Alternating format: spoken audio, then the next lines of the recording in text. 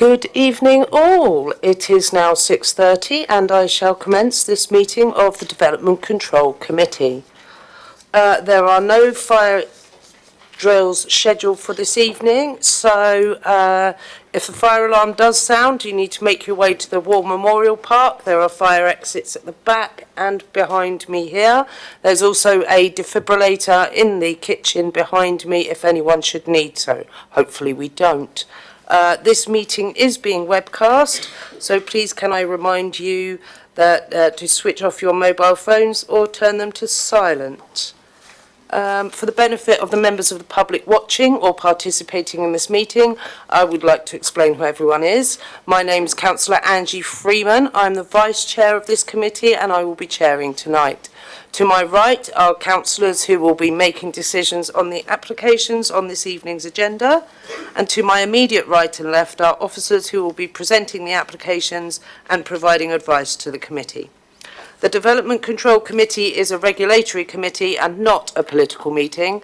The committee will be considering the published papers, listening to contributions brought before us tonight, and will make decisions based on planning reasons only. We are guided by national and local planning policy and guidance. At the appropriate time, I will invite any speakers to contribute to the meeting in the order set out on the update paper. May I ask all speakers, including visiting members, to speak clearly and to keep points made to the application on material reasons only. No further dialogue between members of the committee and speakers will be permitted once any questioning has finished, and all speakers will be reminded of their permitted speaking time and will be advised when they have 1 minute remaining. Any questions raised by committee members will be on matters of fact. Members of the committee will then debate each item following any public speaking before coming to a final decision on planning grounds. May I ask all committee members to avoid repetition. Committee members will have read the agenda reports and are likely to have raised any factual questions ahead of the meeting. I understand that planning can be emotive and I ask that everyone remains polite and professional throughout this meeting. And now to the agenda. Excuse me. So now, apologies for absence and substitutions. I have no apologies for absence, but Councillor Vo is in for Councillor Ganesh. Do I have any declarations of interest before we get started? No, thank you very much. No urgent matters?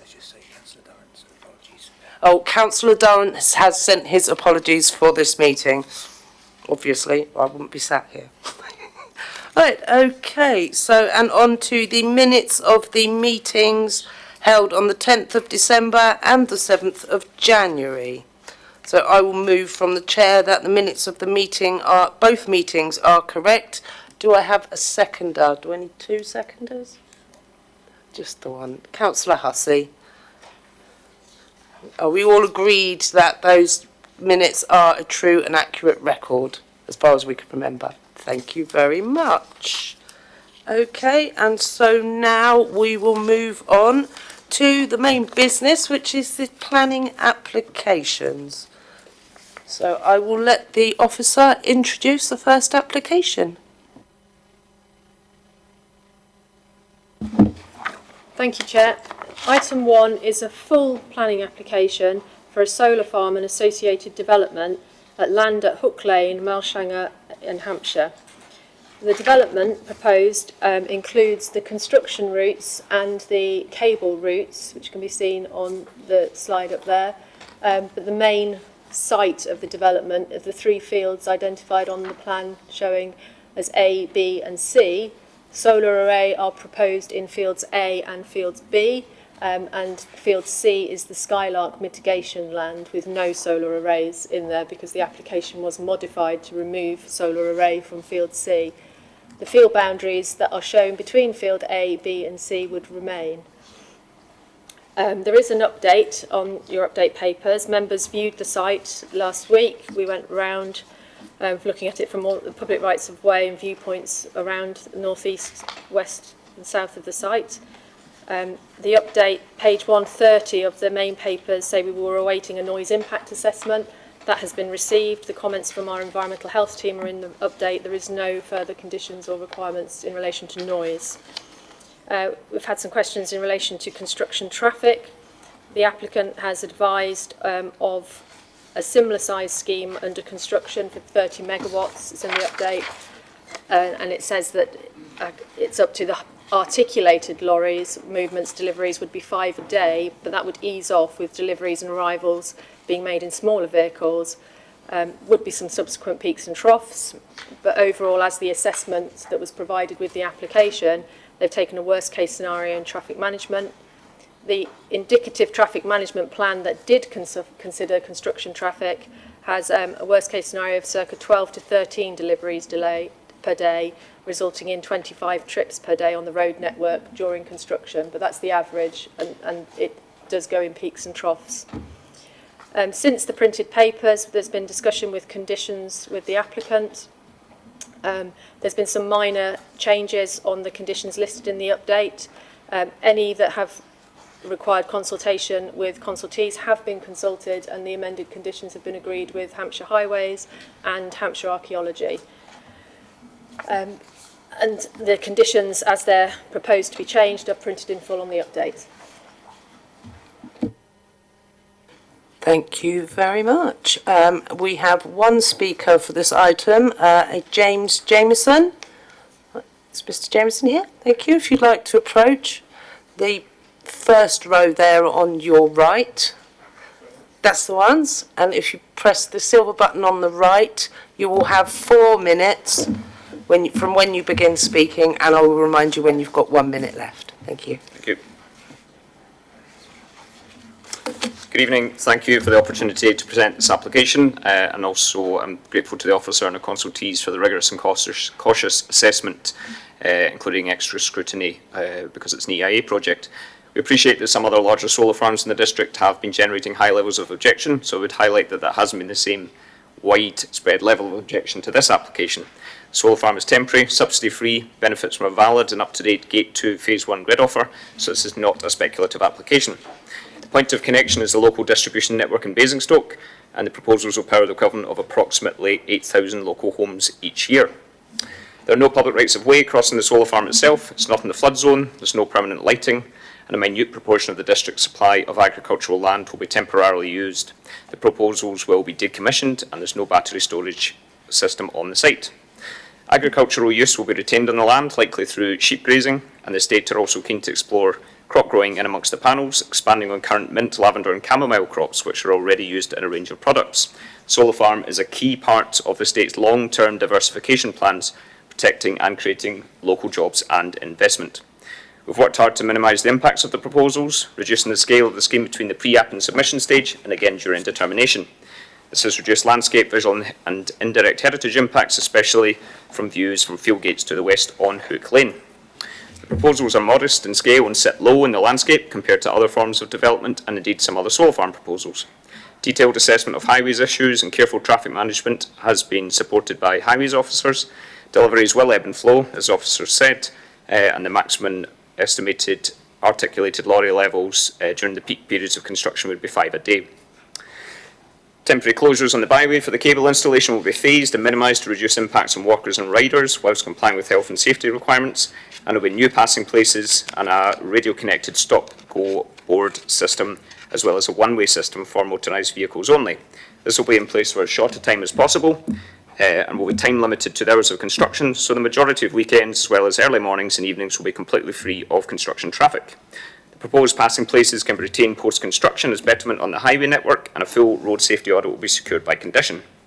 All trees and habitats on and around the site will be retained or generously mitigated, including new breeding bird habitat for protected species including stone, curlew and skylark. There will be a generous biodiversity net gain of approximately 120% increase in habitats and 13% increase in hedgerows on the site. We've reviewed and designed the drainage carefully to reduce runoff rates, improving drainage in the local area, and the oil pipe and the cable route has been carefully reviewed, and its owner is happy in principle that the proposals can be implemented without damage to this existing infrastructure. A detailed implementation plan will be put in place and reviewed by the council and its owner prior to construction commencing.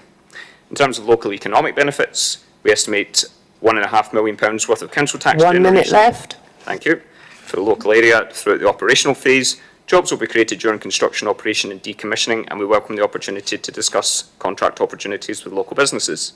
We've liaised with local parish councils and offered a community benefit fund irrespective of their support or otherwise for the application. And lastly, I'd just like to highlight that yesterday's AR7 contract for difference auction results demonstrate that new gas-powered energy schemes are twice as expensive as new solar projects. Solar generation is less expensive than onshore wind projects. Well-located, low-impact solar farms, such as the proposals, will contribute to reducing electricity bills, enhancing biodiversity, decarbonising the energy system, and improving the nation's energy security. Thank you. I'm happy to answer any questions that the committee may have this evening. Thank you very much. Do the committee have any questions? Councillor Jones? Yes, just on the traffic movements. I'm assuming that in harvest time there'll be a lot of movement of agricultural vehicles. Will you have the flexibility there to, and that won't be in the early morning, they normally have to wait. Will you have the flexibility to accommodate that harvesting traffic?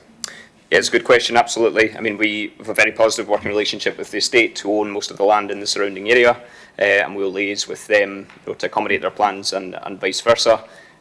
Ultimately, the construction phase is fairly flexible. If there are peak times where there's going to be more movements on the road, more HGVs, we can look to avoid those. There will be a detailed traffic management plan secured by condition if the application is approved. So, I'd be happy to incorporate details on those and work with the landowner and the estate on that issue. Councillor Gaskell? Thank you, Chair. On section 6, you mentioned removal and decommissioning.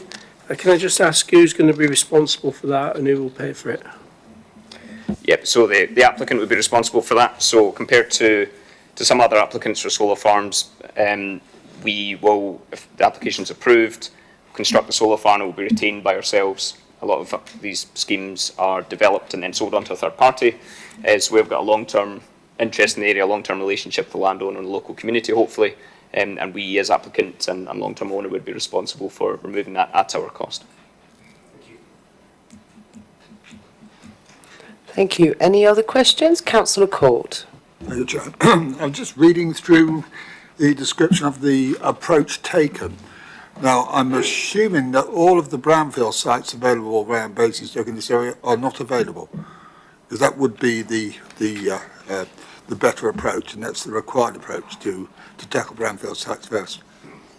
Yeah, so planning practice guidance requires solar farm applications to demonstrate that if it's in a greenfield location, that a greenfield location is necessary.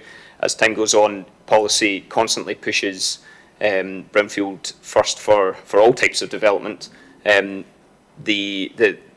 two elements to it. Firstly, the economics of it don't stack up. It's not viable to develop solar on brownfield land. If you have brownfield land, you have a better chance than ever of developing housing on it or some form of commercial development. So the money that's offered to purchase that land, we as solar developers can't compete with that. The second part of it is that the size of site that's required for a viable subsidy-free solar farm generally exceeds the size of brownfield land supply in an area. So I think planning policy, the kind of thrust of it is that if you have a brownfield site in an urban area, you're better to use that for housing or commercial development, which relies on existing infrastructure, and if there's car generation and vehicle movements, far better to have that in a brownfield location in a built-up area, which reduces pressure on greenfield sites for residential development or commercial development in less sustainable locations. Any other questions? No? Thank you very much. Thank you.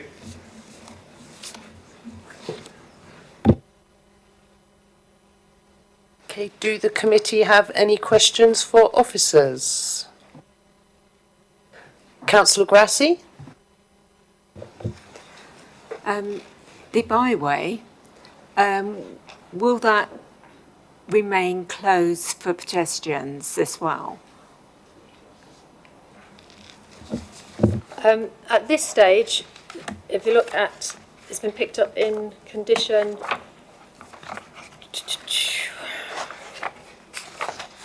Sorry, I'm just trying to find it. I've put it at condition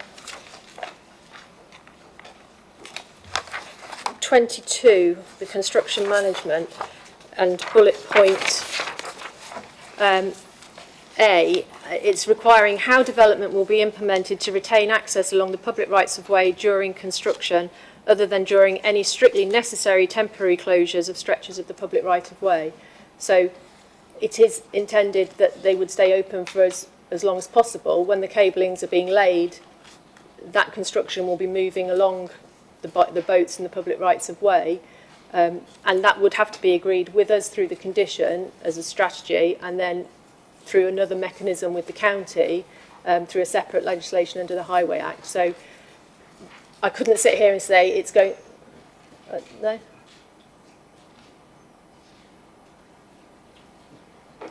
Okay.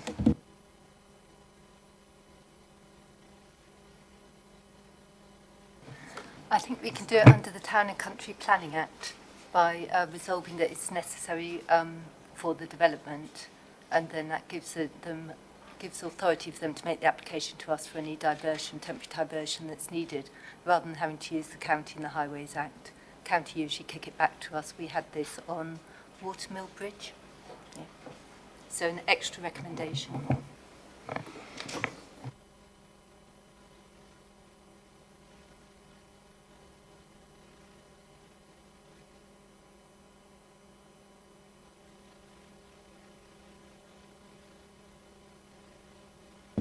What my colleague in legal there was saying is it's the same process, that it would be shut for as short amount of time as possible, but that there is a clause under the Town and Country Planning Act that means we could do that as opposed to having to apply separately to the county.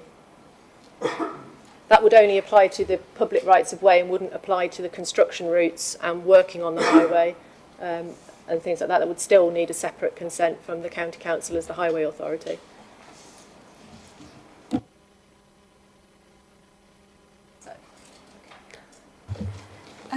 It's just a thought, as it's quite a remote site, that keeping the pedestrian areas open, the byways are most important for the people that are living out there. It's just a consideration. Yeah, I mean, the wording of the condition is asking for it, as I say, strictly necessary. So it's not just allowing closure for 20 weeks, 52 weeks during construction, just to make it easy. It's the aim of the condition is to retain the access along the public rights of way during construction, and closure when strictly necessary. So it would have to be justified in the submission of when the construction programme is detailed and they know how long things are going to take. Then that's when we would be approving a document to say what's open and what's closed.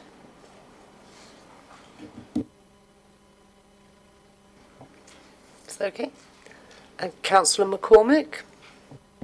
Thank you, Chair. So for the benefit of those of us who didn't go to the viewing, there's a number of narrow country lanes there and considerable construction traffic envisaged. How exactly is that going to work?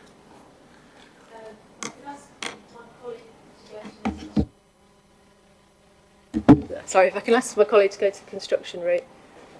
Oh, that one.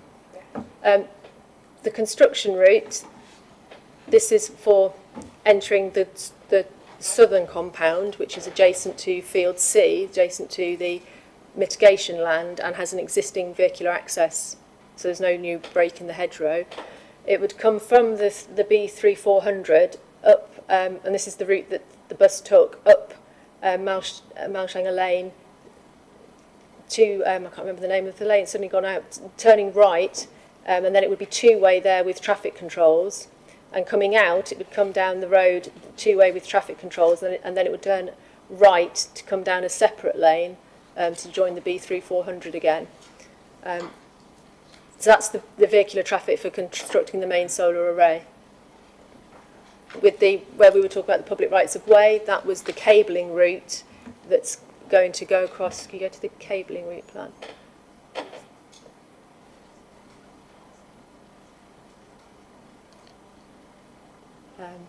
Yeah, show it in context first of the one before. Next one. Yeah, so this one here, so the construction routes on the left-hand side coming up from the B3400, the solar array, and then there is the cabling route, which is within the red line going to the substation in Norden. That would be the construction on the public right-of-way because they're burying the cable either in the public right-of-way or in the public highway. So that would then have an impact on those, for that's what we're saying for the construction plan of how it's going to be managed. And working in the highway will require the highway consent.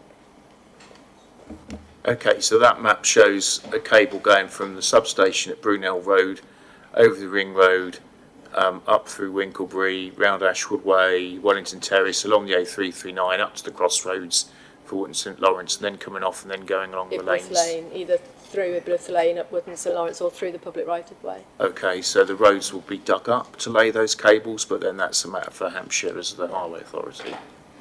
Okay. And they have, because the cabling route is in the red line, Hampshire Highways have been consulted on all of the construction and all of the cabling.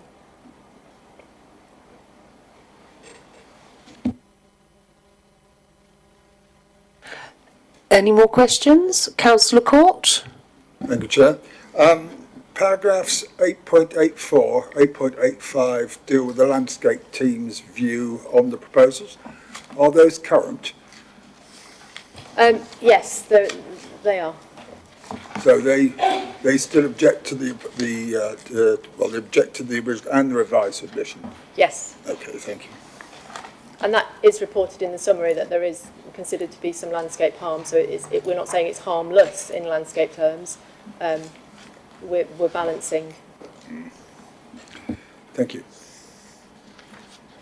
Any other questions for officers? No, thank you. Then we will go to debate. Anyone like to start me off? Councillor Pound? Somebody's got to start. I'm favourably disposed towards this application, and I think it's sort of summed up very well within the planning balance and conclusions on page 134 through to 136, I think it is. Yes, yeah. It's making a good contribution to renewable energy supplies, and that's over a long period of time, 40 years, sufficient to supply a great number of homes.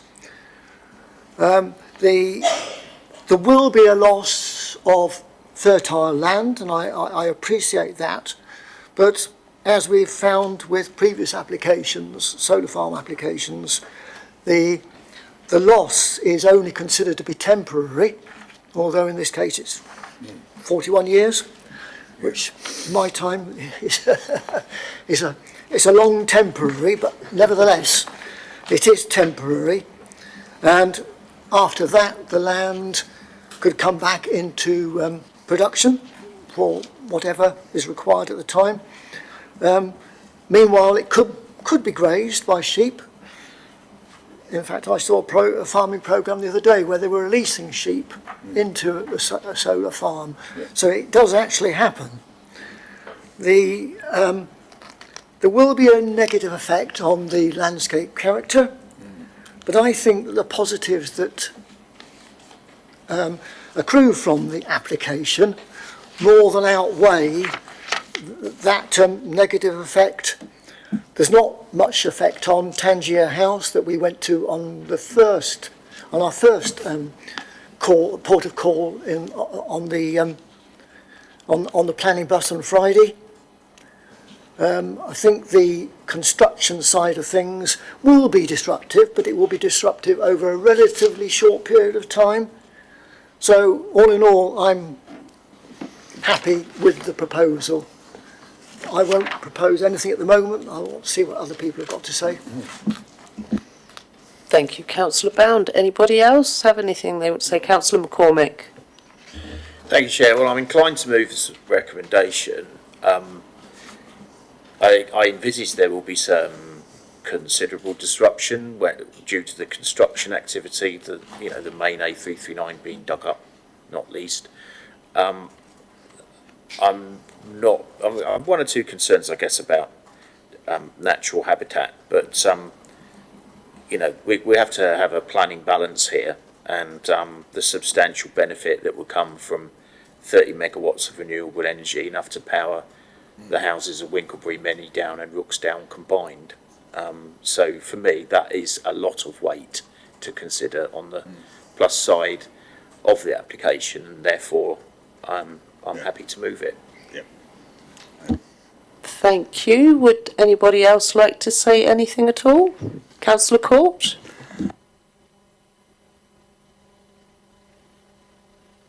Thank you. So we have a proposal. Do we have a seconder, please? Oh, Councillor Grassi. So it's been proposed to approve the officer's recommendation. Oh, Mr. Townsend would like to mention something before we go to the vote.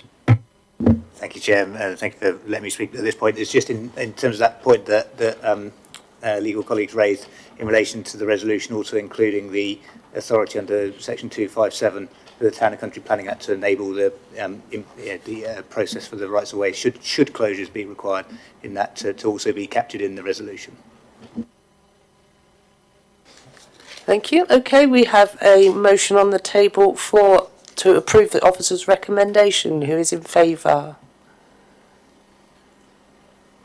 1, 2, 3, 4, 5, 6, 7, 8. Against? Any abstentions? It's 1. Okay. So that recommendation is approved. I can confirm that the planning application has been approved as per the printed papers and the update papers and the additional resolution that Mr. Townsend said about the Town and Country Planning Act. Thank you very much. We will now move on to our second application.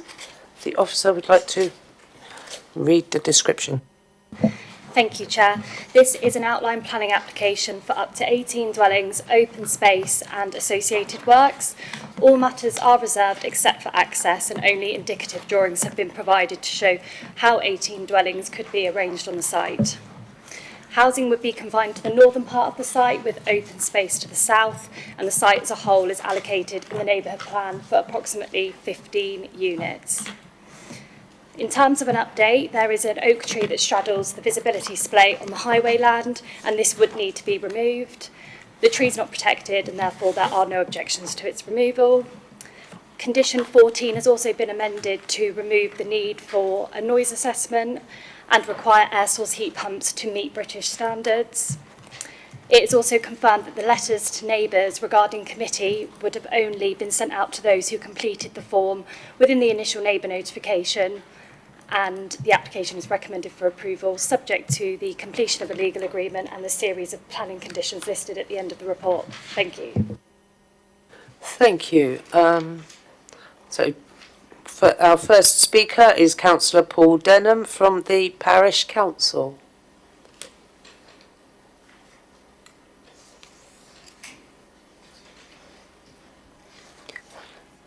Thank you. If you'd like to make yourself comfortable, it's the right-hand button on the microphone. You will have 4 minutes to speak, and I will remind you when you have 1 minute remaining. Yes, good evening, councillors. My name is Paul Debenham, not Denham. I'm a member of the Edgeswell, Sibington and Bishop's Green Parish Council, and we do not object to the principle of development on this site, as it is consistent with our neighbourhood plan. However, we do wish to raise 3 points of concern as to the detail to be considered at this meeting. Firstly, the draft wording for the granting of planning permission for this site refers to up to 18 dwellings. However, the nature and number of houses to be built is yet to be determined in reserved matters, so where has this number 18 come from? It appears to be considered an acceptable interpretation by the case officer without justification of the neighbourhood plan wording for approximately 15 houses. The indication of 18 dwellings appears to be a preemptive, unjustified wording change. If permission is to be granted, then the permission should only reflect the neighbourhood plan wording as it stands, i.e. for approximately 15 dwellings. Secondly, we understand the choice of access position is not for subsequent discussion at reserved matters, but needs to be approved at this decision to grant. However, there is a road safety audit yet to be undertaken, and this will not be a tick box step, as proposed access location, in our consideration, is not safe.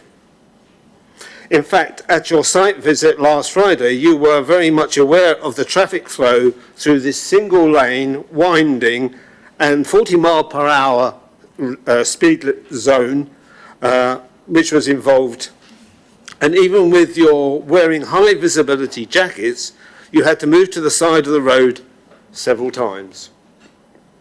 Additionally, the planning officer realised that the south-facing splay was unacceptable and that one tree in that section of hedge line would probably need to be cut down. This is despite the roadside hedge and trees being an important natural edge to the proposed housing. The road safety of the proposed access location needs to be studied and perhaps changed before building permission is granted. Thirdly, this application should only be approved if and only if the following conditions in the case officer's report are modified or added. A, the applicant will follow the Neighbourhood Plan Policy 7, which is about engagement, and is required to have a thorough consultation and gain agreement with both the parish council and the directly affected neighbours on all the reserved matters prior to preparing their application. B, there's no justification for more than 15 homes. 1 minute left. There's no justification for more than 15 homes. The number was required by the BDBC housing target and repeated in the recently published draft local plan spatial strategy, which also indicated that there is 0 additional housing expected for Bishop's Green above the 15 house requirement in the neighbourhood plan. C, conditions 6, 9 and 12 should be reinforced to make the detailed application fully consistent with the neighbourhood plan policies 3, 5, 12, 13 and 14. Thank you. Thank you very much. Do the committee have any questions? Councillor Bound? Good evening. Under the terms of the, I think it's the 106 agreement, there's the off-site pedestrian improvements to include a footpath connection. Now, I appreciate that you saw us wandering around in the road on Friday. It's a bit like herding sheep, I think, with our committee. But there will be a footpath constructed. Does that not satisfy your concerns in that respect? The footpath is unrelated to the access road point. The footpath comes from the gate trail that you saw the local neighbours standing at that time, and will run down the side of the road towards Eagle Road Estate, which is just to the north of this all. So walking and actions along that road, people walk along that road all the time. There is no path, there will be no path. It's poorly sited, as you saw. We do not think it's a safe access point for cars, irrespective of pedestrians using it. We find that is a badly positioned access point. We're not against getting access, obviously, we just want it to be right and safe. That's all we're saying. Any other questions? Oh, thank you very much.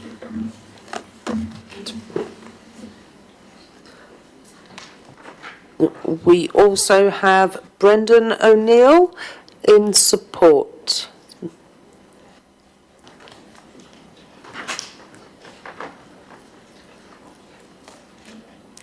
Thank you. It would appear the microphone is still on, so that's fine. You will have 4 minutes, and I will remind you when you have 1 minute left. Thank you. And good evening. Chair, members in the committee. My name is Brendan O'Neill of ONH. I'm a chartered architect of over 30 years' experience, and I assisted the Parish Council in preparing the neighbourhood plan, including the allocation of this site. I commend the case officer's thorough work. The report sets out a robust suite of conditions with clear awareness of the sensitivities of this site that will appropriately govern how this development comes forward. Fundamentally, this application at this point is about principle. The principle of residential development here has already been tested and accepted through the neighbourhood planning process and crucially endorsed by the community at referendum. This was not a speculative application, it was a deliberate decision by the parish council to meet Bishop's Green's housing requirements in a controlled way, protecting the parish from unsympathetic development elsewhere. The site is allocated for approximately 15 dwellings. The principle and scale of development are therefore already established in policy. This outline application sits firmly within the framework, demonstrating compliance with both the neighbourhood plan and the wider development plan. I must draw your attention to the departure from local plan policy SS6, cited as a reason for referring this application to committee. This was explicitly considered during the independent examination of the neighbourhood plan. The examiner was fully aware that this allocation would not ordinarily accord with countryside restraint policies, but considered it met the basic conditions and was justified in planning terms. That conclusion was subsequently endorsed by the local community through referendum. The principle of development on this allocated site has therefore been examined, tested and democratically accepted. It is also important to note that the landowner did not originally put this site forward. It was identified and invited forward by the parish council as the most sustainable option to meet the local needs. The use of an outline application with all matters reserved except access is consistent with good practice. It allows technical matters like access, drainage and ecology to be resolved now, while ensuring that the detailed design matters, layout, materials and landscaping are brought forward later through a reserved matters application. Members should be reassured that the recommended conditions before you today will ensure the parish council and residents will have a meaningful opportunity to engage with the developer on these details. This is precisely how the plan-led system is intended to function. The illustrative work carried out as part of these proposals shows how the site can deliver the allocation while providing a greater proportion of smaller dwellings, which was an explicit objective of the neighbourhood plan. And it could do this without increasing the development footprint. Concerns raised in the objections largely relate to detailed design. These are not matters for determination today.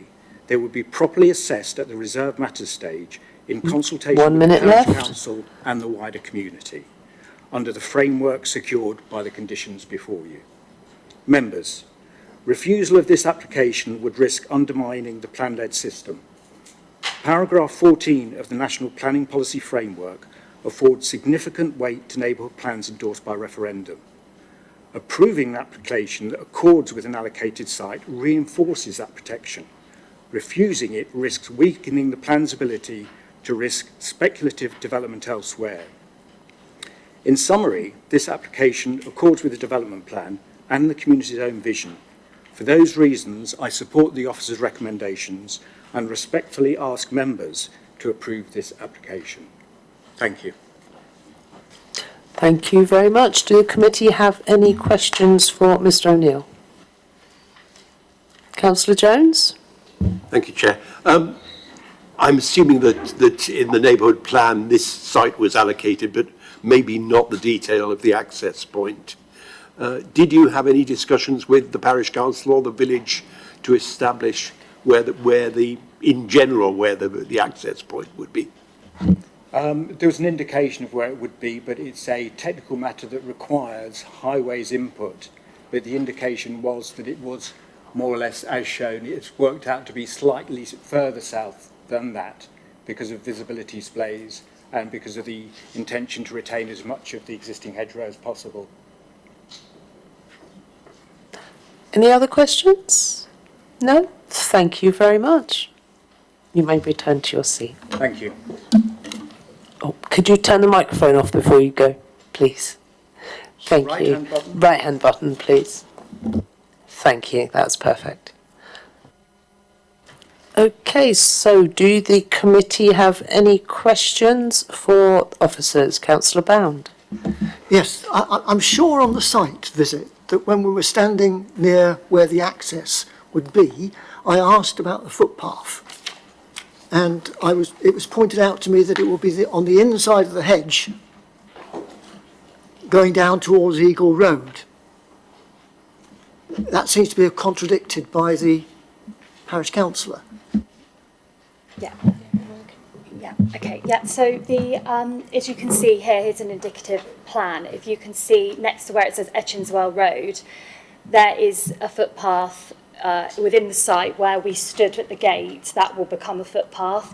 Then from Brooksfield down to Eagle Road, another footpath's being installed, and that's secured through the legal agreement.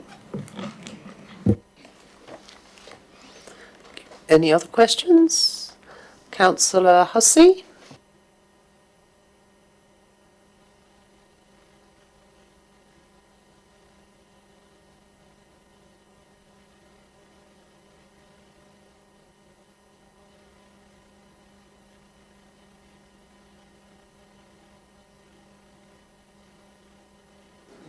More than 15, sorry about that, 15 houses.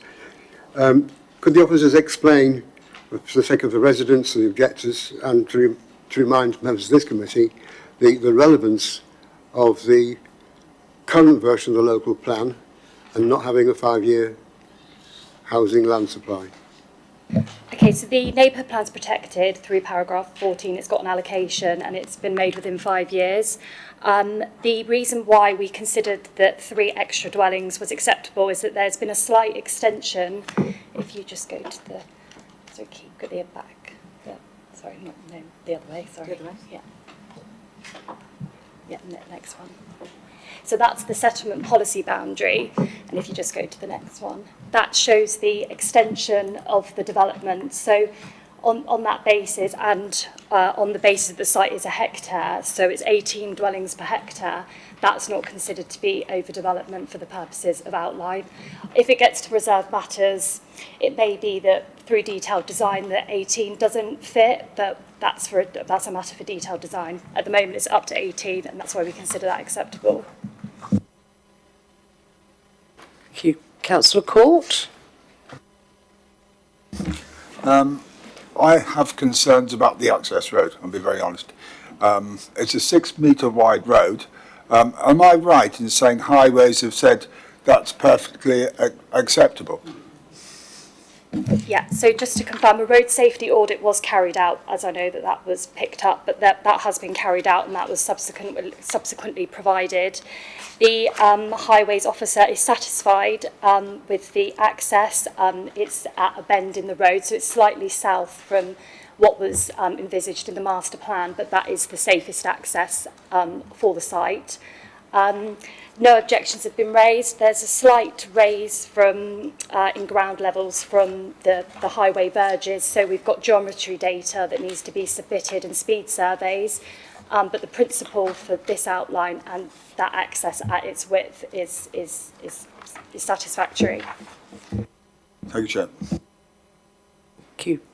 Councillor Watts, did you have a question? Okay, it was Councillor Grassi. I knew it was one of you. Thank you. Sorry. You can't fully appreciate what it looks like near the access road, and also the blind corner there, and also the contour of the land, the way it drops down onto the road quite significantly. My question is, it's already a 40-mile-an-hour speed limit along there. What can be done to make that area much safer? That's my question. The Highways Authority has considered it for this application. What will be done to make it safer is to level out the raised verges, if we just go back to and removal of the tree, so to ensure that there's visibility. But the visibility displays were well in the standards, and as I said, Highways have raised no objections for 18 dwellings, for up to 18 dwellings. It's been considered acceptable, and there's no other measures than the conditions that are set out in the report that are required.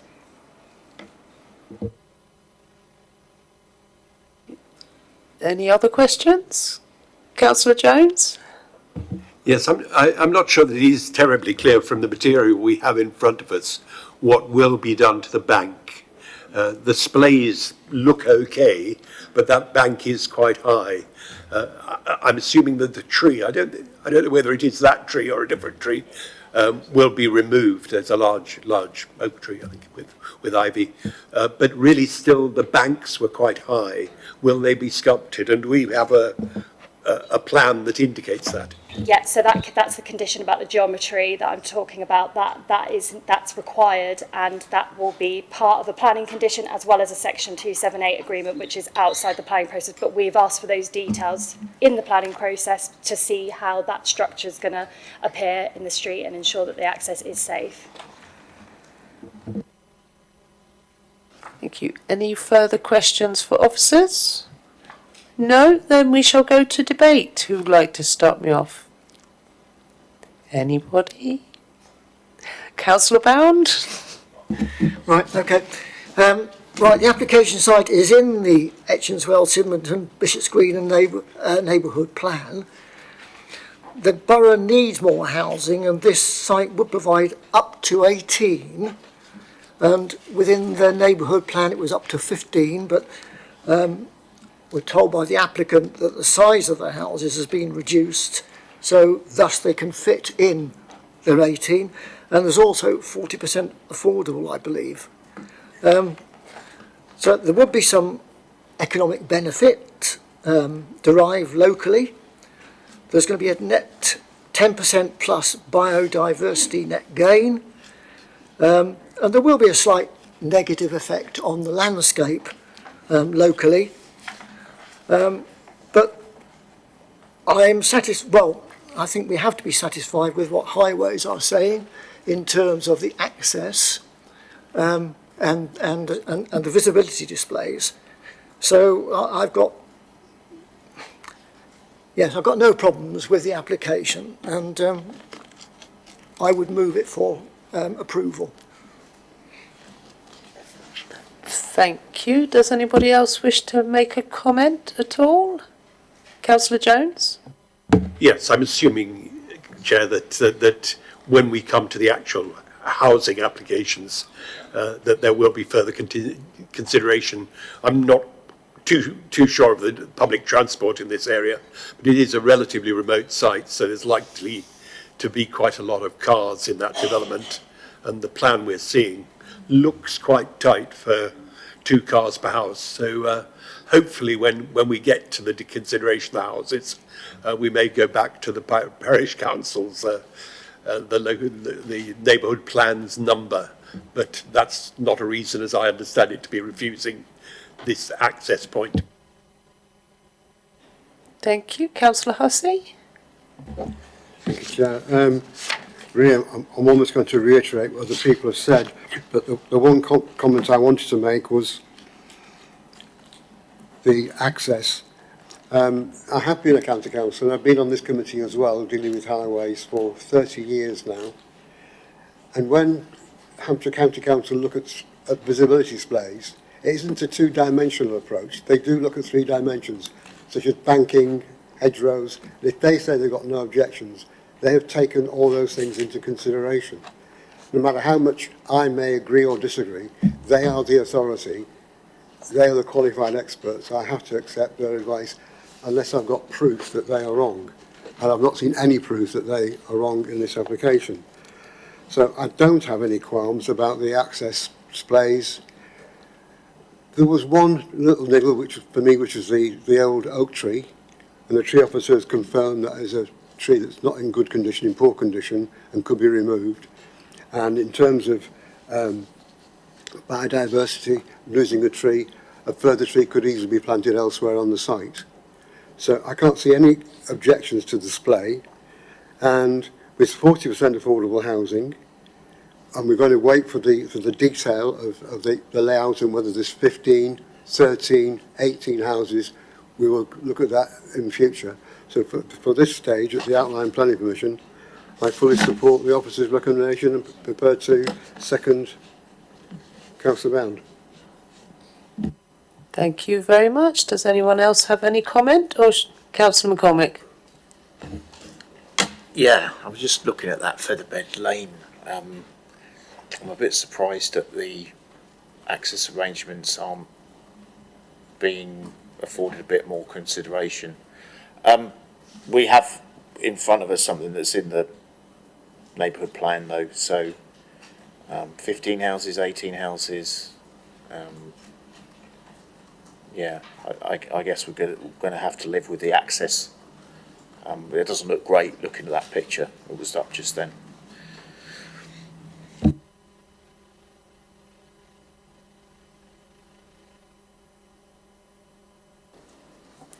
Okay, thank you very much. Right, anybody else like to say anything before we move to a vote? We have a motion proposed by Councillor Bound, seconded by Councillor Hussey, to approve the officer's recommendation. Everyone in favour? I think that's unanimous. Thank you very much. Thank you, and that application is approved as per the conditions listed in the agenda and the completion of the legal agreement. Thank you.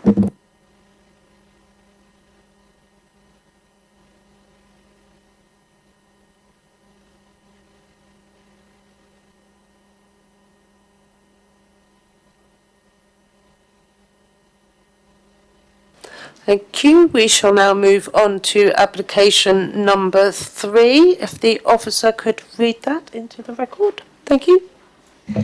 Thank you, Chair. This is a retrospective full application for the change of use of a public house to a car sales garage. The only change built form on the site is the removable bollards that have been installed along the access. Adverts have also been installed, however these require separate advertisement consent and do not form part of this application. There has been no update since the preparation of the agenda, and the application is recommended for approval, subject to conditions listed at the end of the report. Thank you. Thank you. We have, speaking in support, Kalem Choda on behalf of Raymond Margrave. Thank you.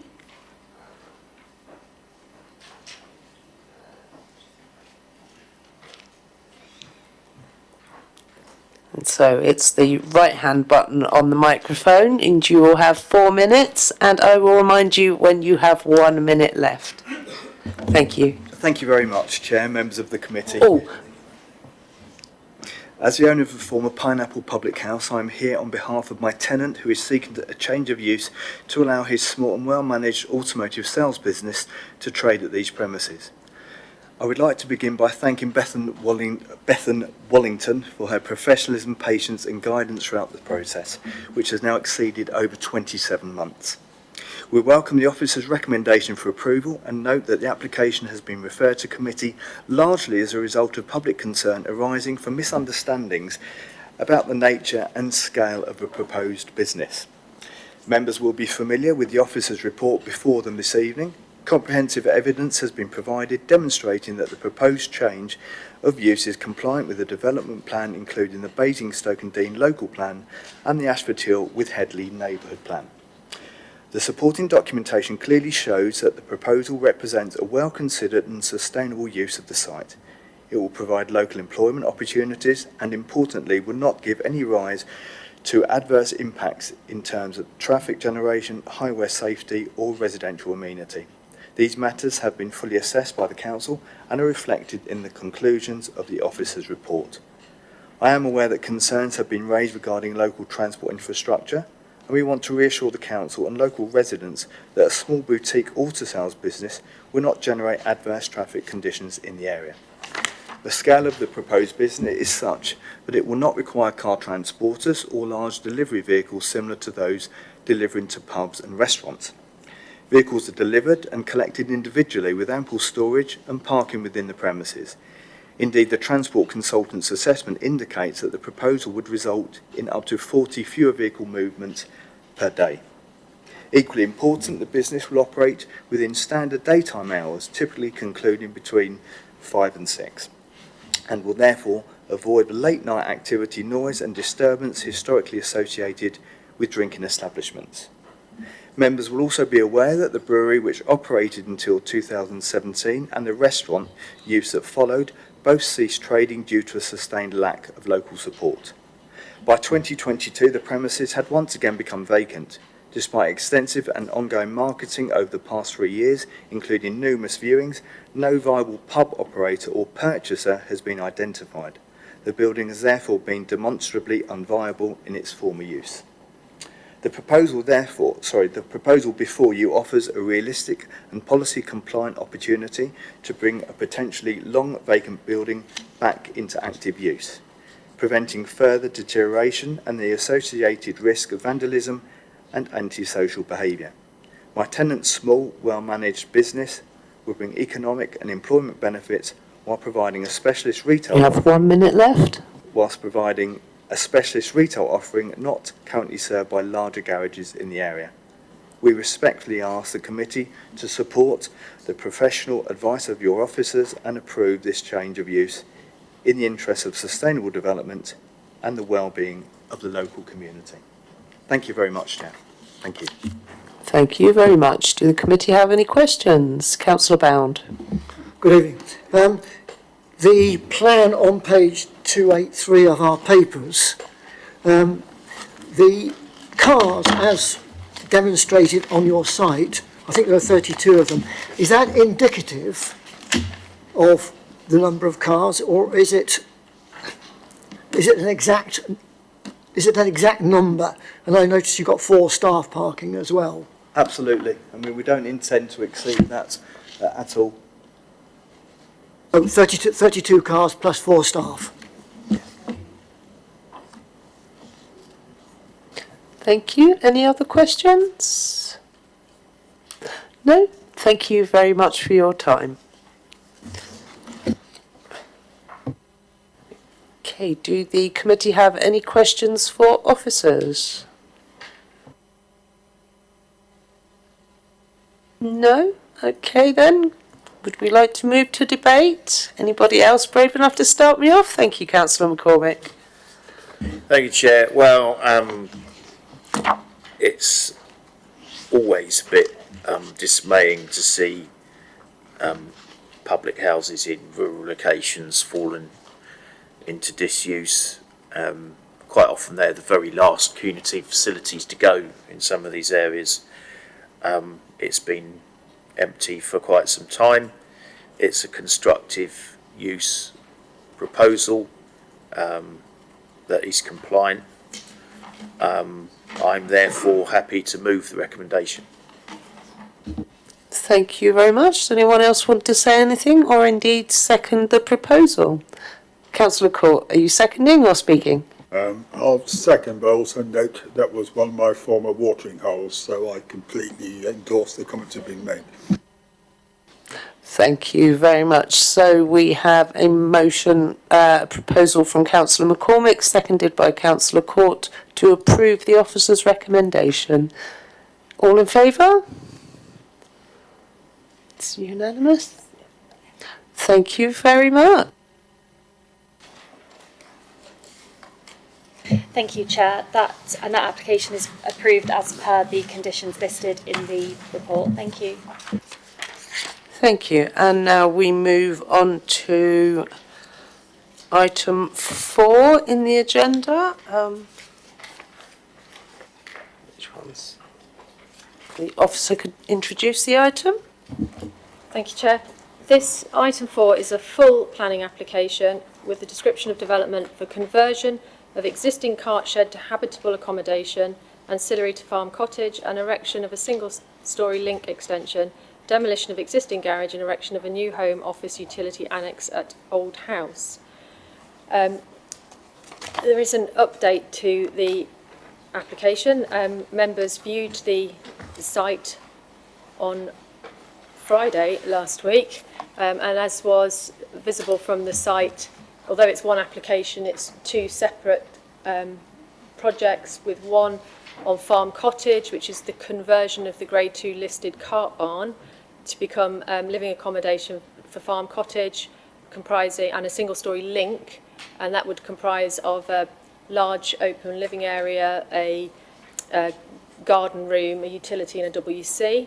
That was all on one side of Rectory Road. The other side was the old house, and the proposal there is to demolish the two-storey curtilage listed building and garage store and the erection of a replacement two-storey building.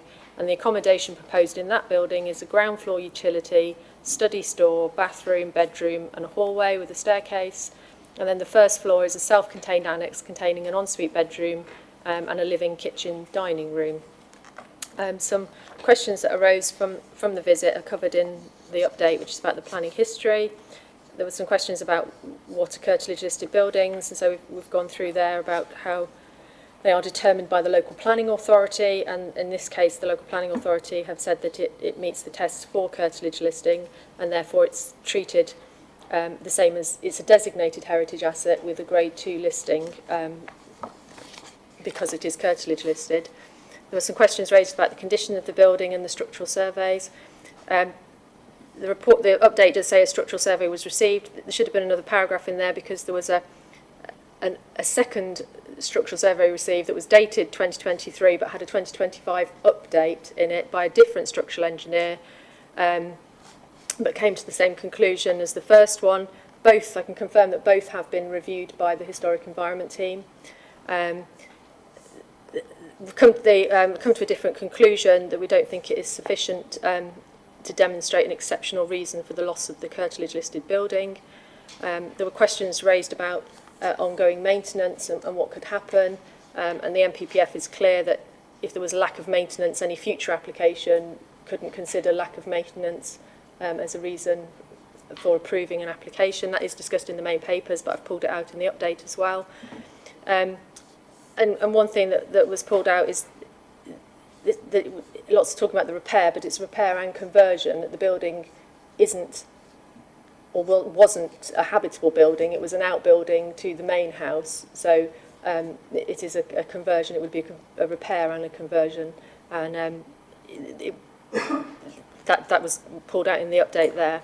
So in conclusion, the officers don't consider that the information provided has demonstrated that the building is beyond repair, and that the repair and conversion would bring the building back into a habitable and functional use.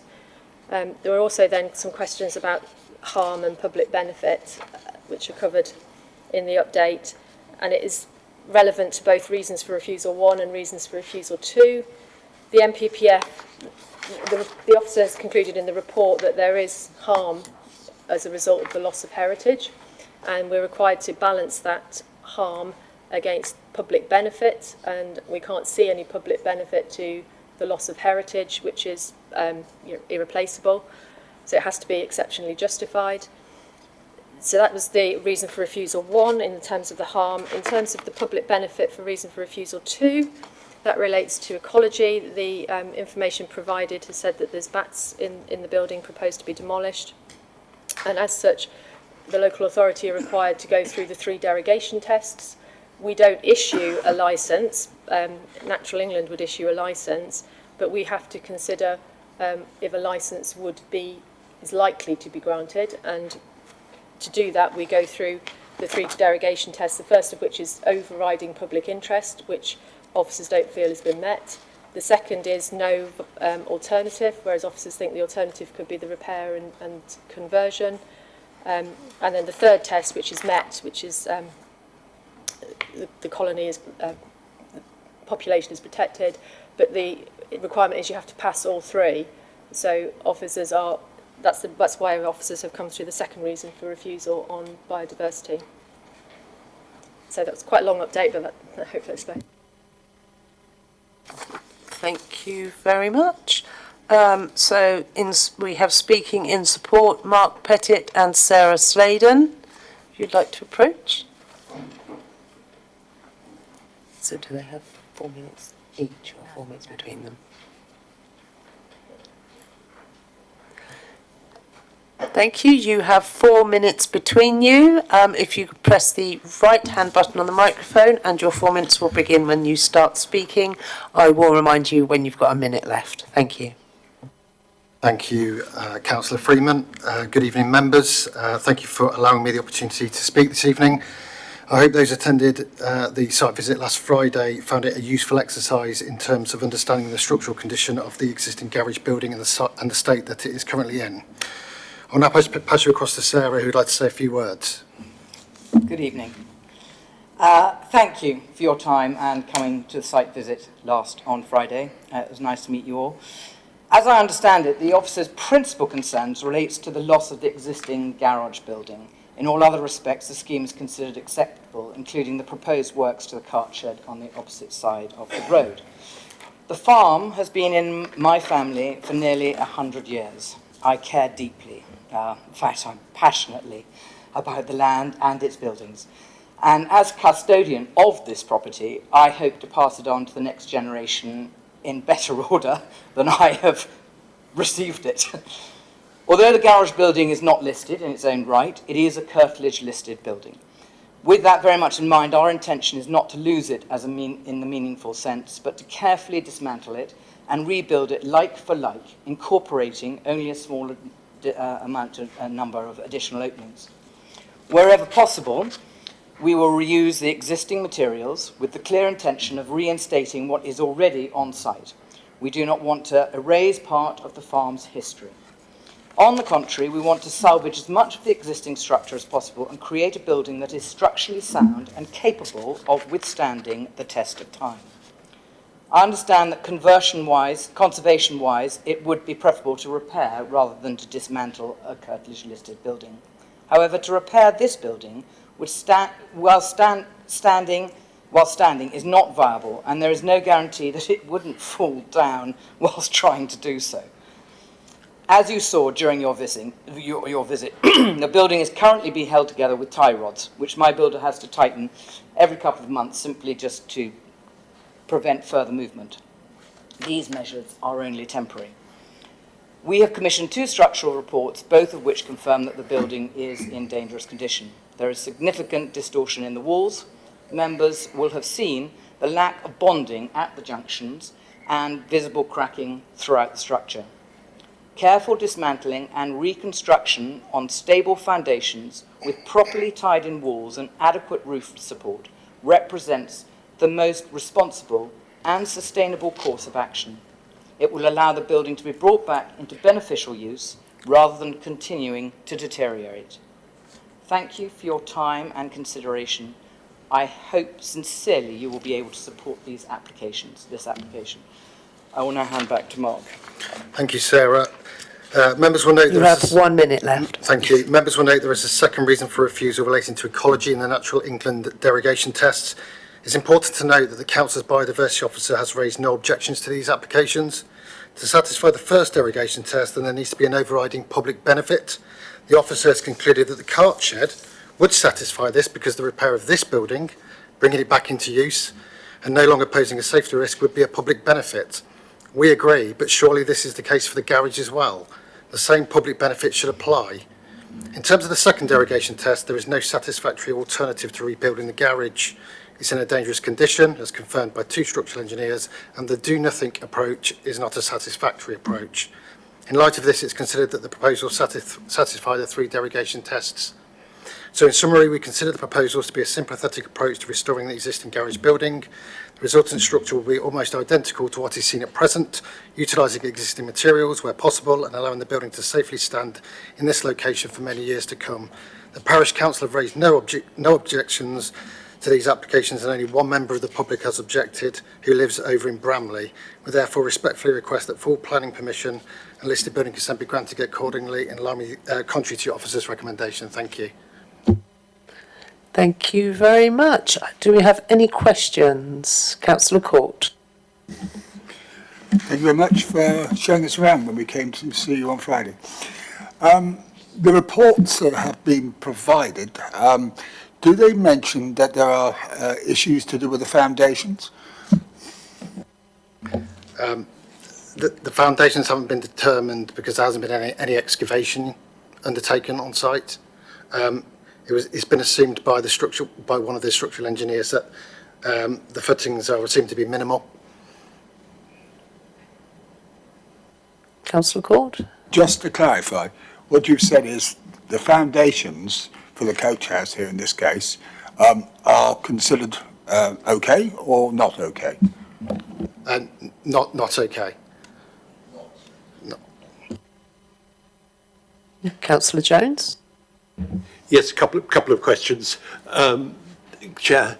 The first, I guess, relating to the property on the other side, the barn on the other side, or the building. If that isn't, for which you have notionally approval to do work, if it isn't done in the near future, do you anticipate any further deterioration of that building? Shall I answer the second half or break it up? That's up to you. Okay, I mean, the second bit is related to if you're still having to tighten those bolts, that does suggest movement in the foundations, but I think that's already been answered. The other thing is the creamery underneath.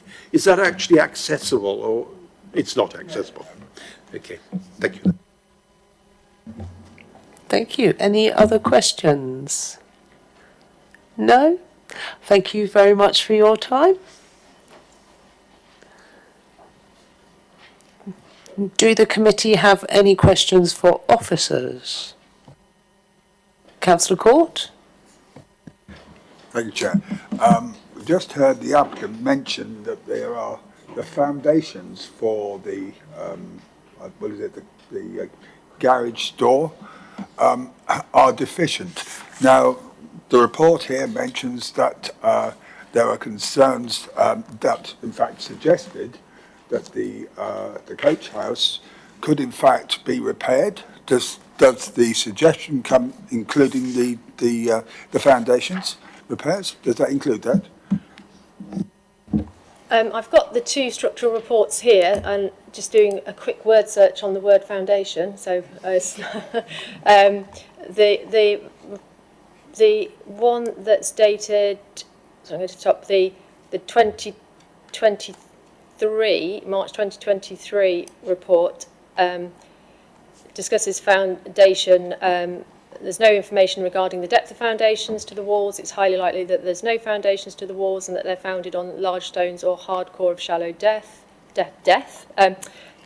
Sorry. And then the second, there's a photograph, the foundations of this building, and it's underneath a photograph of the cart shed, of the garage, not the cart shed. The foundations of this building cannot be determined unless excavated. From experience, the depth of the footings is assumed to be minimal. So that's, there's no excavations of the foundation, so I can't comment on what they are. There's been no excavations.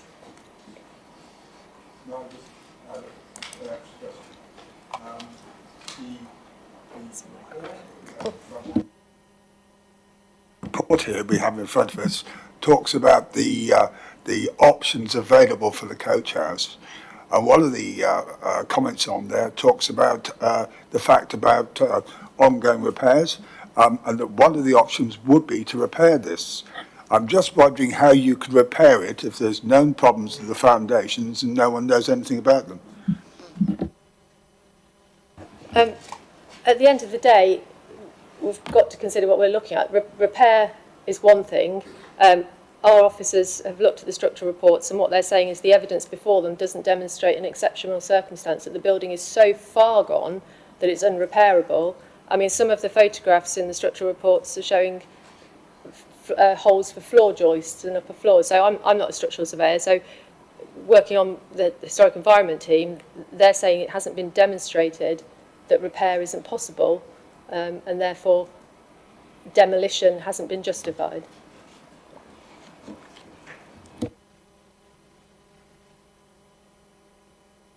Any other questions?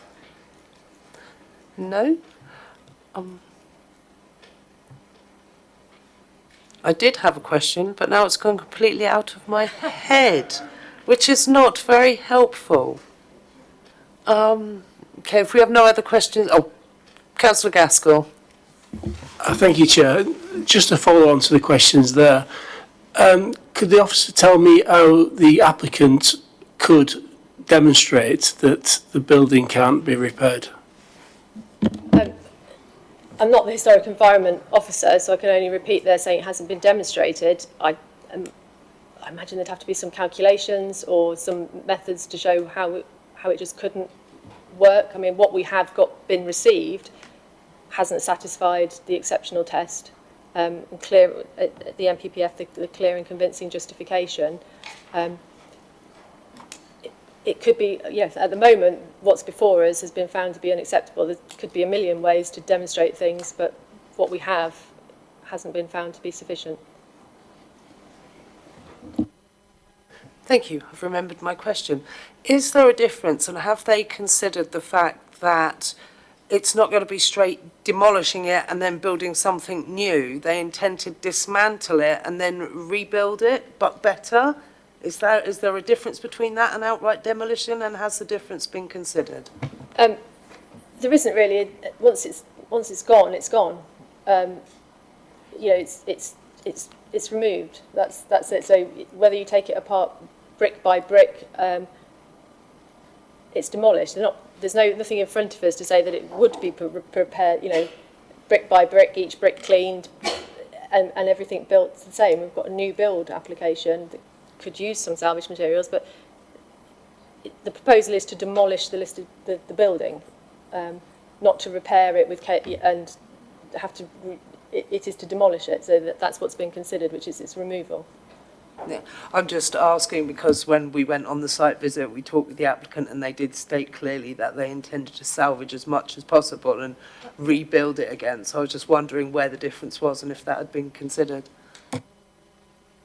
Thank you, Chair. It has been considered by the Historic Environment team, and I think it is that point, isn't it, about the grade of change. So if it was an application for conversion and partial demolition, that's sort of, you know, what in the middle of the spectrum, if you like. But the proposal is, and the point that you are considering is demolition. Certainly not doubting the applicant's intention to then reuse the materials, etc. That's absolutely fine and accepted. But the first action would have to be the actual demolition. And once the building is demolished, whether it's rebuilt as close as possible to what was there before or otherwise, it has still been demolished. The asset has been lost at that point. And that is the issue, or the main issue, with this application, and the reason for the recommendation. It is the loss of the currently existing building in the first place, irrespective of what is intended to be put forward in terms of its rebuild. And just coming back to the query that Councillor Gaskell raised about the what else could be done, I guess ultimately the structural report would actually consider what the steps would be for repair, and repair might mean maintaining an existing use of a building which doesn't have a particular functional use within the plot, whereas obviously this proposal is for demolition and then use in a different way. So I think it's really going almost back to basics of could the building be repaired and as undesirable as it may be, retained for its current or ancillary purpose as storage, for example. That would be the process to be gone through to demonstrate that that isn't possible before then coming to the extreme part, if you like, of demolition. Hope that helps. Councillor Vo and then Councillor Bound. Thank you, Chair. I'm probably going to say something totally outrageous now, but being related to farming families, this sort of building is really, really tricky. You know, farms are businesses as well as cultural assets and part of our communities, and really important aspects of our whole social structure, if you like. And what worries me I didn't go out on the field trip and I apologise for that, but what worries me is this building could just be left to fall down. It doesn't look far off falling down to the uneducated building eye, and that would be a tragedy as well. And this feels like a judgment between the balance of retaining an historic building and thinking about the future of this particular part of the country and the farm and what they're doing with it. And I'm personally at the moment, listening to everything that's been said, sympathetic to that approach, because I genuinely, perhaps naively, believe that the people speaking to us today who own this land do want to keep this as a viable farm a viable business, and they do want to keep it sympathetic to what is there.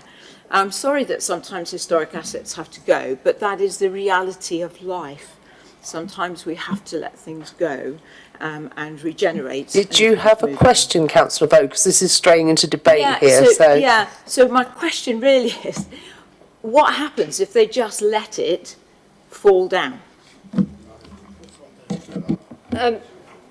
If they do, then the MPPF doesn't allow you to consider that. I put it in the update. Where is it? The condition of the building. Yeah, the MPPF doesn't allow you to be rewarded, I suppose the word is, for allowing buildings to go into disrepair, and so that the condition of buildings that have been actively not maintained isn't a reason for giving planning permission. If that was the case, then everyone would let all their heritage go to rot, to say it's beyond repair and viable. That there are, under the Conservation and Listed Building Act, there are things that if you don't maintain your buildings, then steps can be taken to make you maintain your buildings. And I think it's going back to what Mike was saying, that the retention of the heritage asset is the aim, and then the harm is balanced. So at this stage, there hasn't been any sort of intermediary of repair and to be used for something less intensive than is proposed. It's gone straight to demolition and rebuild for laundry, bedrooms, bathrooms, annexes. And as Mike was saying, that there could be somewhere in between of a repair. It was never meant to be a habitable building. It was always an incidental outside building, storage, a repair, and it could have a different use, or as Mike was saying, it could be just still an ancillary storage building. But just go straight from existing to demolition without sufficient justification is where the historic environment team is saying there isn't just sufficient justification to do that big jump without exploring anything in between, or evidence to say that it is completely unrepairable for any use, not just unrepairable for the proposed uses that are in there. So just following up then, what action, because that building doesn't look as if it can be used for anything at the moment, so what action have we taken to have that asset restored to its cultural whatever? We haven't taken any action to, it wouldn't be us restoring it, it would be making the applicants restore it. Yes, but I thought you said that action would be taken if could be. So we have chosen not to do anything up till now. Is that it? Do you want?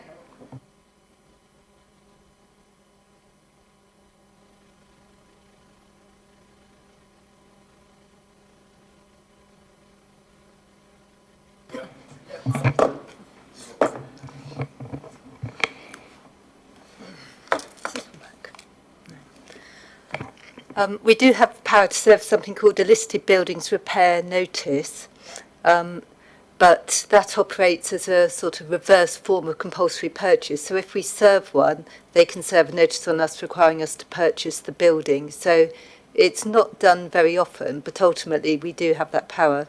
We also have powers to make sure they make the building watertight, for instance, to stop further deterioration.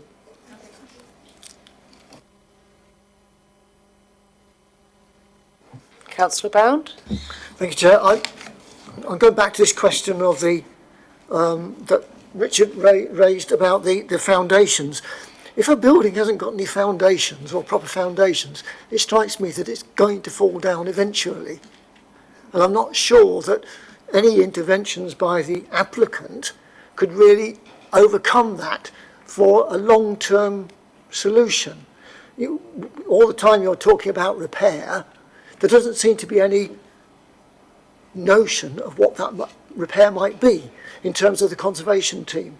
I think you've hit the nail on the head, that there isn't sufficient information to demonstrate that repairs beyond is possible. I'm not a structural engineer, but I'm sure foundations isn't the only historic building that has shallow, assumed to be shallow or foundations until it's excavation. So what the historic environment team are saying is that there isn't sufficient information to say that repair isn't possible.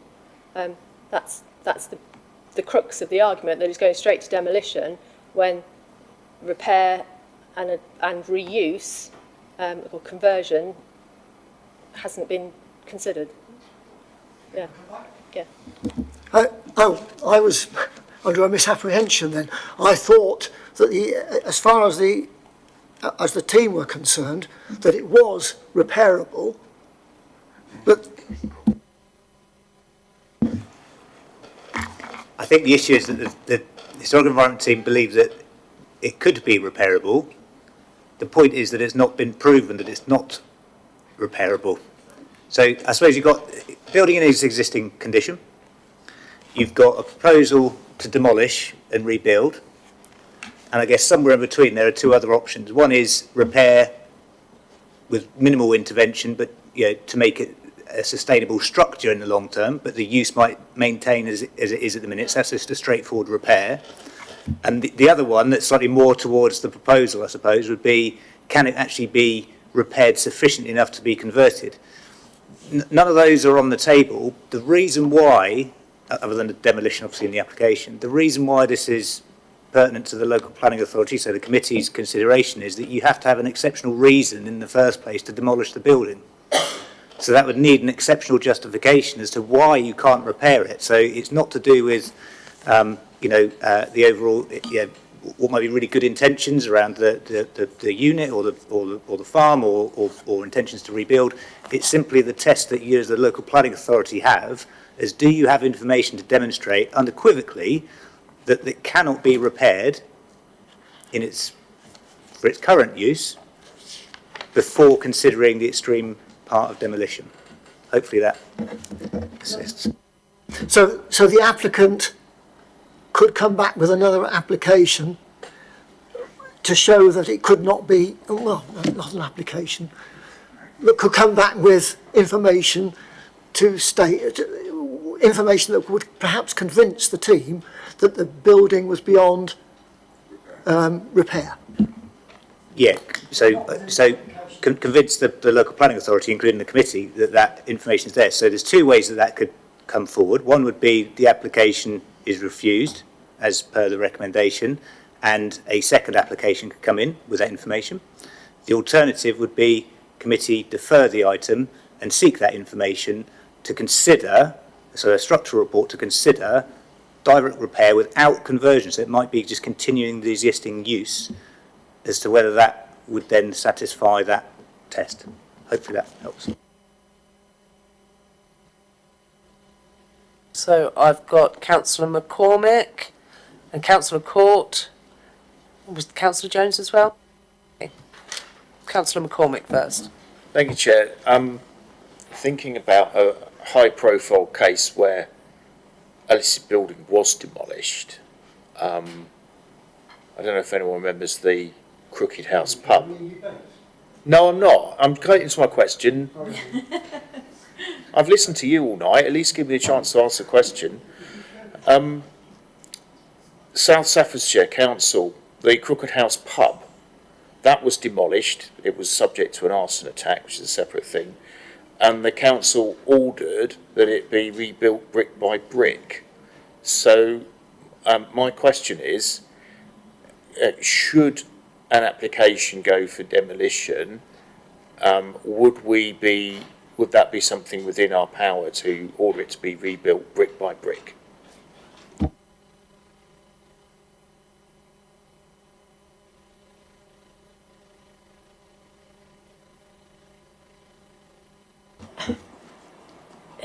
Just talking about, if you could just direct you to 8.3.2, 8.32, where the officer has covered page 301. It's not about what you could do. It's overthrowing that first step of, regardless of whether they rebuild it brick by brick or rebuild it with a brand new glass modern interpretation of it. It's that requirement of the NPPF to require clear and convincing justification. So any harm to or loss of the significance of a designated heritage asset from its alteration or destruction or from development within its setting should require clear and convincing justification. Officers don't feel that clear and convincing justification to actually say the demolition is okay in the first instance before you start talking about, say, rebuild or new build.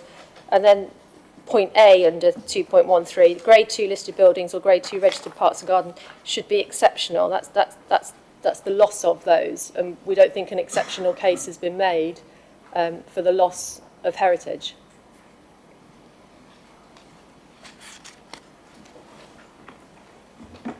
Okay, did you have a follow-up or? No more follow-ups. Thank you. Councillor Court? Thank you, Chair. I was going to suggest exactly what the officer recommended, almost, which is to defer this one until the applicants put some further information in that will actually substantiate the options that are available. So we know exactly where we stand, because at the moment we're trying to debate something we don't have all the information on. Many thanks. Thank you. Councillor Jones? Yes, thank you, Chair. There seems to be one dimension of this that we haven't really discussed up to this point, which is the new design we have here. I'm not sure whether that's just illustrative, but that basically makes it possible to reuse this building for holiday accommodation, I think it is. So it has a useful life ahead of it. Is this just an illustration, or would approval of this actually approve the building of the design we see here, and the life of the building as a holiday let or whatever? Yes, that's the application is a full application for the demolition of it and the erection of the new build. So that's not like an outline application that's reserved for future consideration. But just to say, it's not a holiday let that's been applied for. It's just ancillary accommodation to the house. The main building, isn't it? Yeah.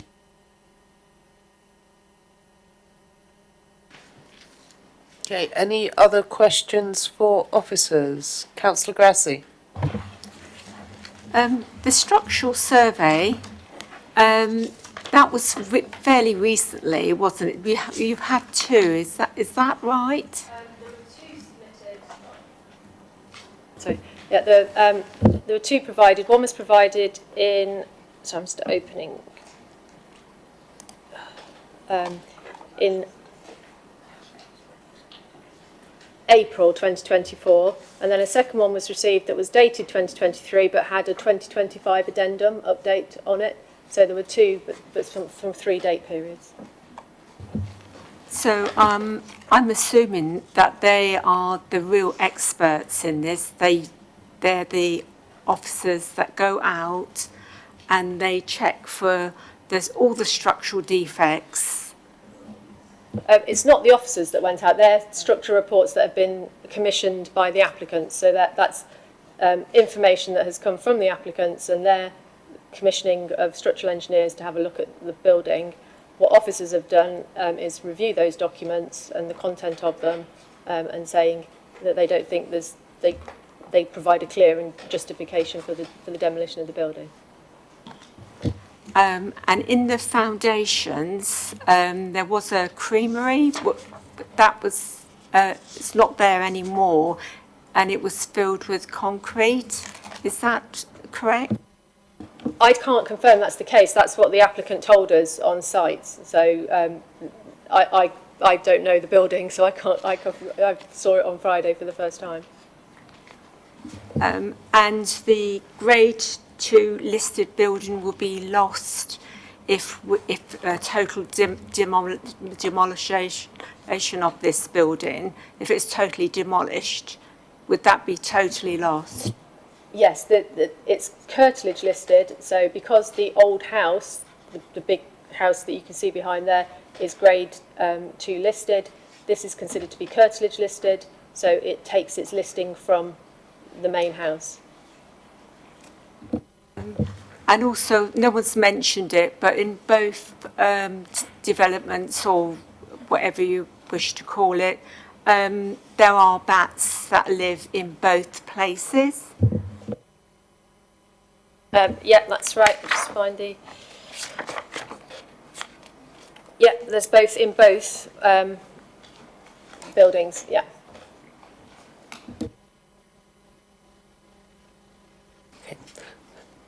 Councillor Hussey, I currently have a proposal for deferral from Councillor Court.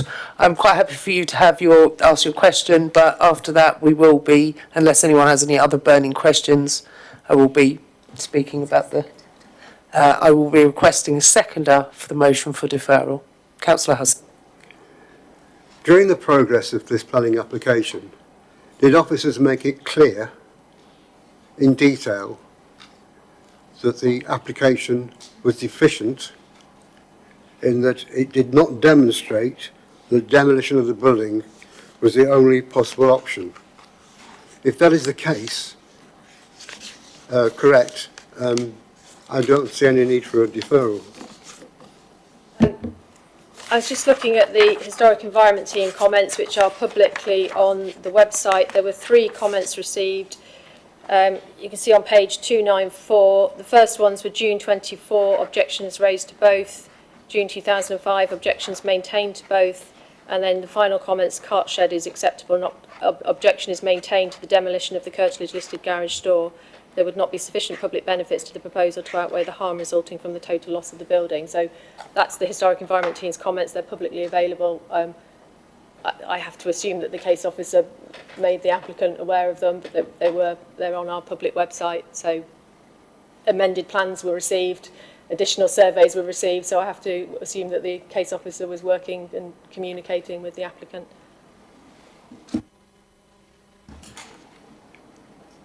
If that is the case, the proposal to defer cannot be debated.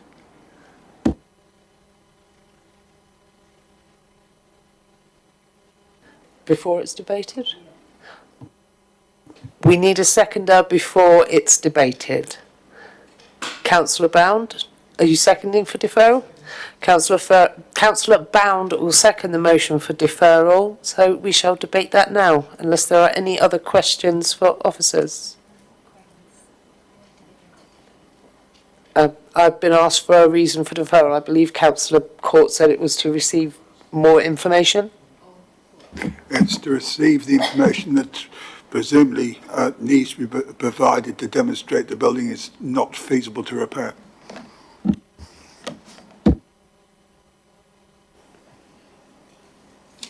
That's fine. That's fine. So, does anyone want to speak on this before we vote? Councillor Hussey? I agree that there's not enough information to determine this application in terms of accepting or refusing, but the officers have made that case already very clear to the applicant, and the applicant has decided not to provide that additional information. I think the route forward is clear. The officer's recommendation is the correct recommendation. Okay, thank you for that, Councillor Hussey. Well, we do have on the table a motion for deferral, so I think we'll proceed with that. Yes? Okay, everyone in favour of deferral for more information, raise your hands now. Councillor Jones, did you want to speak first? It's just to clarify, basically, we've been told that at 3 monthly intervals or whatever, the supports have to be tightened. And I guess that suggests that the foundations are moving, because in my previous experience of that, you come to a point where you've tightened them enough and you don't need to tighten them anymore. I don't know whether in our deferral motion, if we go for that, we could be very specific about saying, are the foundations sound? And that seems to have quite a lot of... Apparently that is not in the motion, but I'm sure we can seek for that, and we can check for that. Okay, here we go. This is now on the table for a vote. The motion is to defer this application for further information regarding structural surveys, etc. Everyone in favour, please raise your hands now. And against? Any abstentions? 2 abstentions? So that motion, this application will be deferred for more information. Thank you very much. Does that carry over to the next application, or do we have to? Yes? Okay, we will defer also the next motion because they are concerning the same two properties. We will defer both of those items for further information regarding to the structure. Does the committee agree? Agreed. Thank you very much. I can confirm that item 4 and item 5 on the agenda then have been deferred for further consideration and information provided in relation to demonstrate that the building is beyond, what did we say? Provide the information that demonstrates that it is not feasible to repair.